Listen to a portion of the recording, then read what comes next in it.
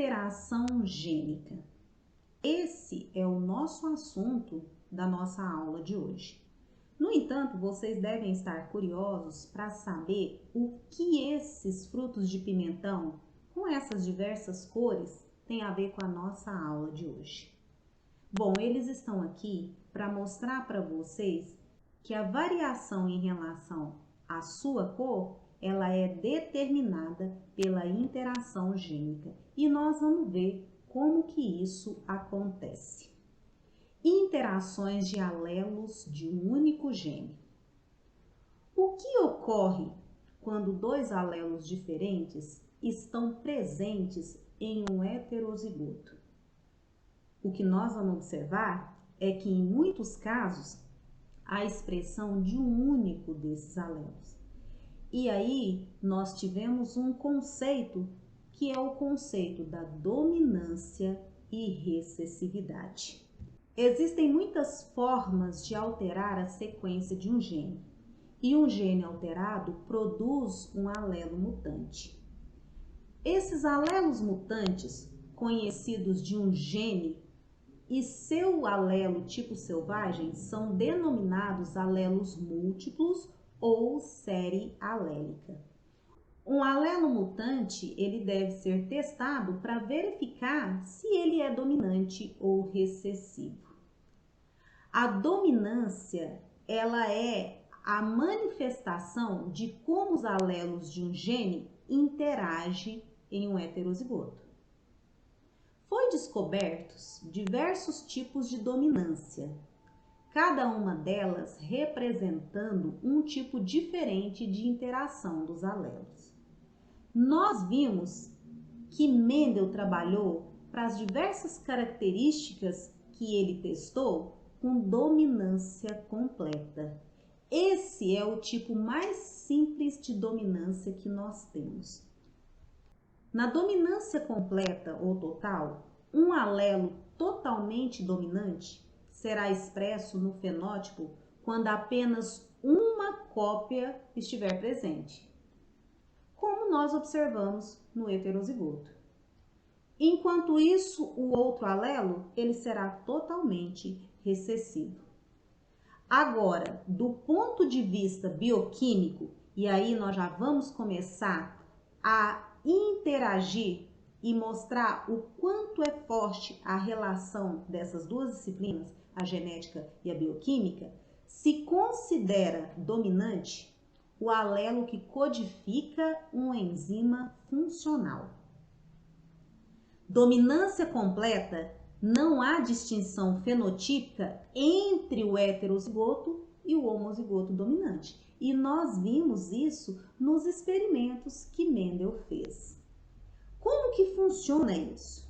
Aqui nós temos uma via metabólica mostrando para nós que uma proteína, ao ser quebrada, ela produz aminoácidos, e aqui nós temos a fenilalanina, e que essa quebra vai liberar como produto final CO2 e água. No entanto, essa via metabólica, ela pode sofrer várias vertentes nessa via metabólica.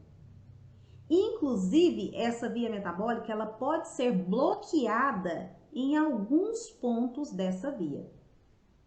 E é nítido para nós que quando a via é bloqueada e nós temos o acúmulo de um determinado produto dessa via, isso pode, de certa forma, gerar uma doença, uma patologia. Como no caso aqui, ó. A proteína ela é quebrada, produz um aminoácido, que é a fenilalanina, especificamente aqui, e que essa fenilalanina, ela deveria ser convertida em tirosina. No entanto, se houver algum problema nessa via metabólica e que ela for bloqueada, nós vamos ver que nós vamos ter o acúmulo de fenilalanina, e o acúmulo de fenilalanina no organismo produz um ácido que é chamado de ácido fenilpirúvico, e que esse ácido fenilpirúvico ele vai desencadear uma doença que é chamada de fenilcetonúria, que é a PKU.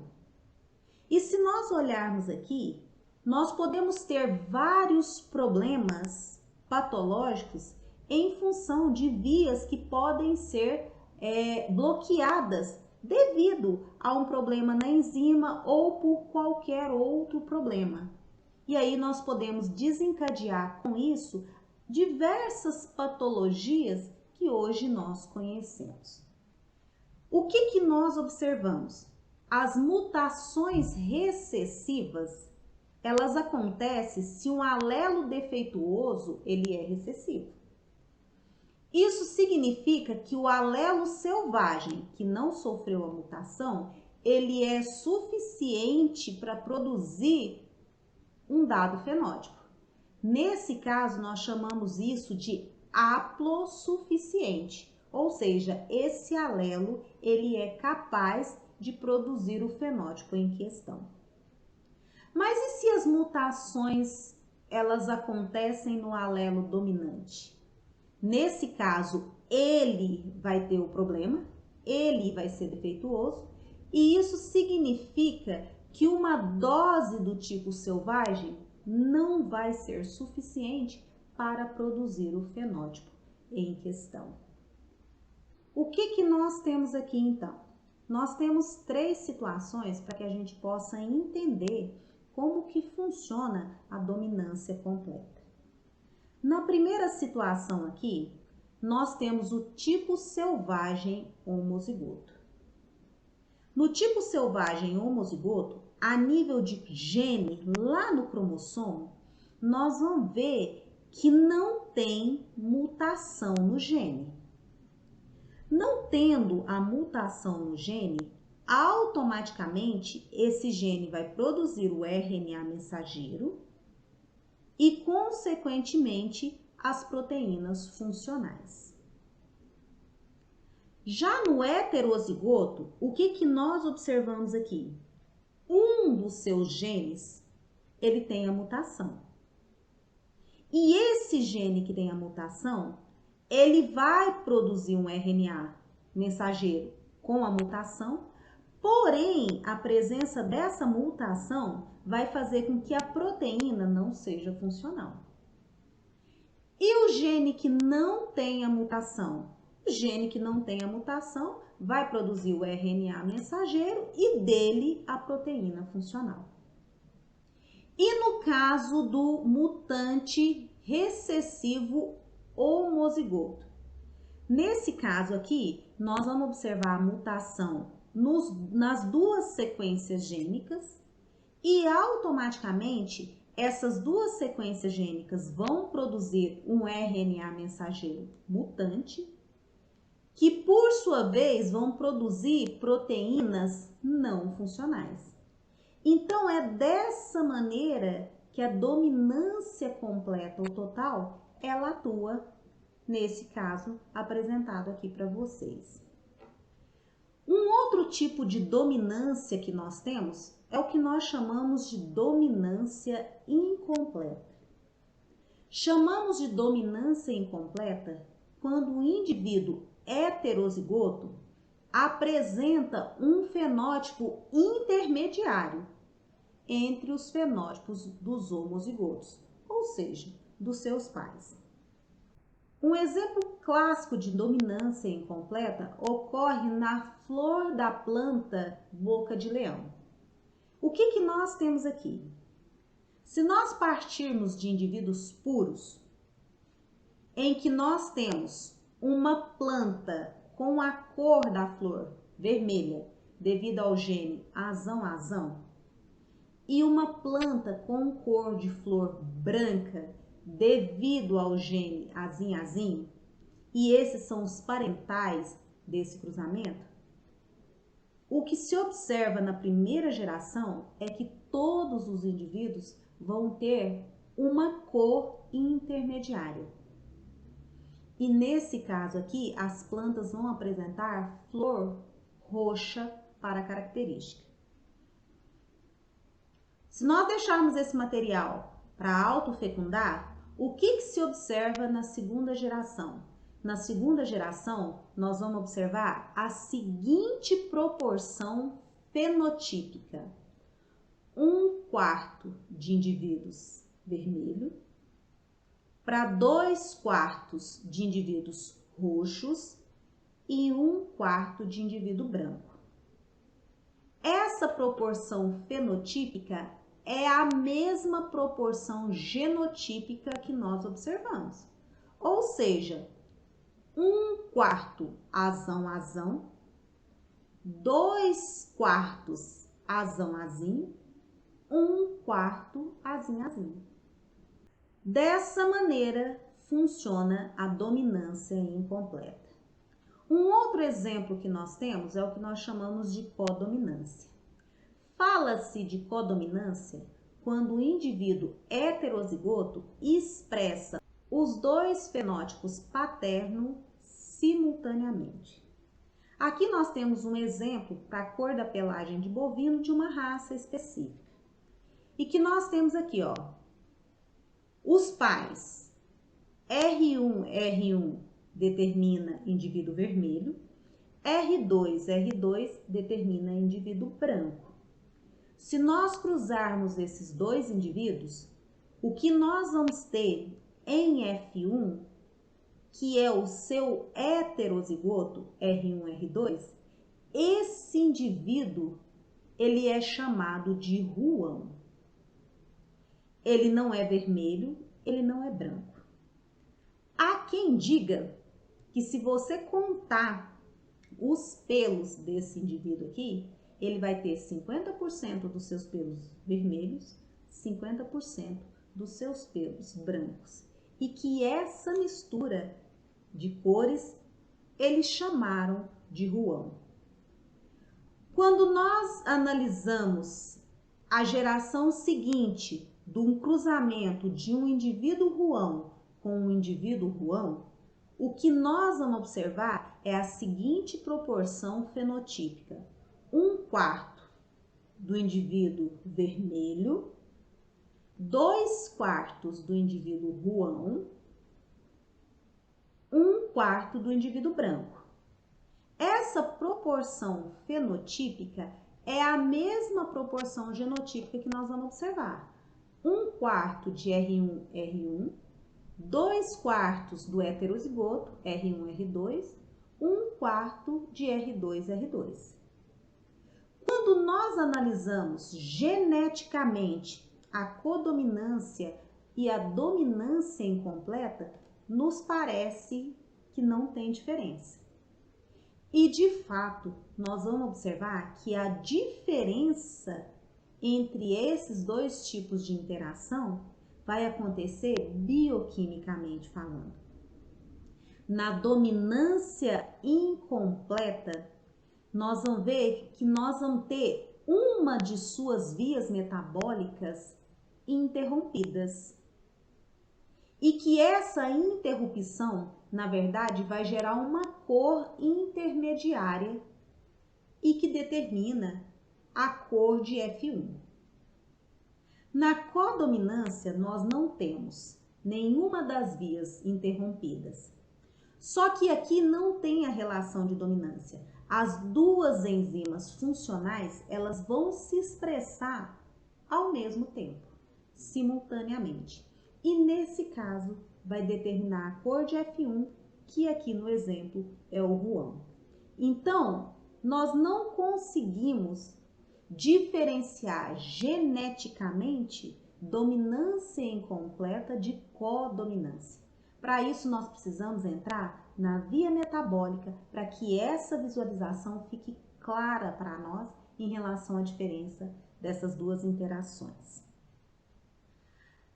Alelos letais. Muitos alelos mutantes, eles são capazes de causar a morte de um organismo. Todo alelo mutante que é capaz de causar a morte de um organismo, ele é chamado de alelo letal. Em 1904, foi descrito um experimento feito com camundongos, onde ele observou na sua descendência uma proporção muito diferente da que Mendel estava observando.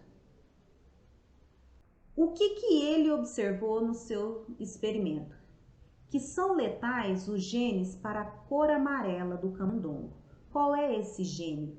AYAY.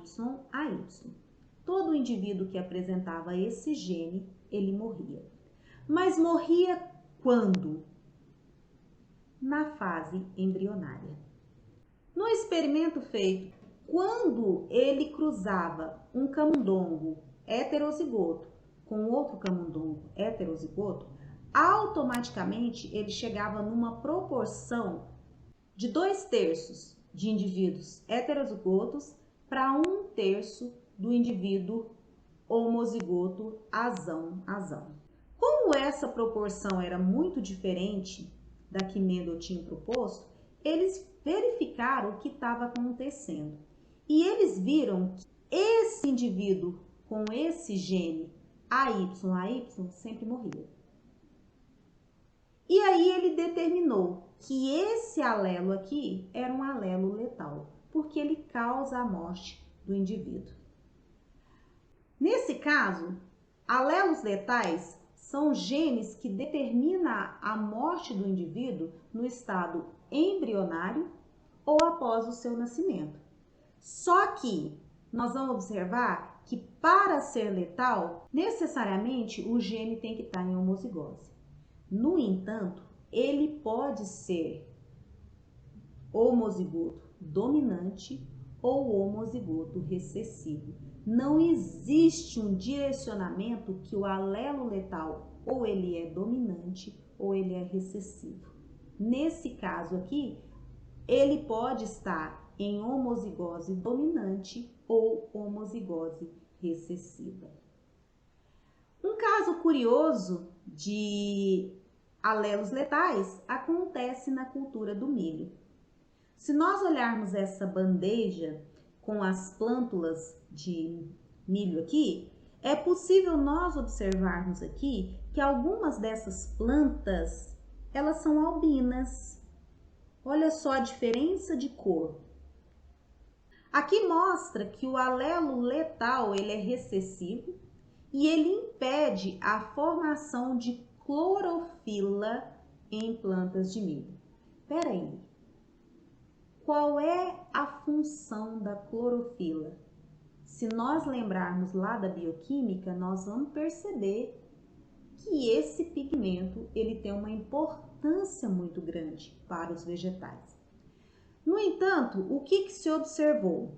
Que indivíduos de milho cesão e o seu heterozigoto são normais, enquanto cezinho são plantas albinas. Nesse caso, nós observamos uma proporção fenotípica final semelhante à que nós observamos nos camundongos. E olha só, 1/4 dos indivíduos, eles vão morrer após consumir a reserva energética do grão, que é o que garante o desenvolvimento do embrião até a sua formação de plântula. Após esse período, o que vai garantir o desenvolvimento dessa planta? É o processo de fotossíntese.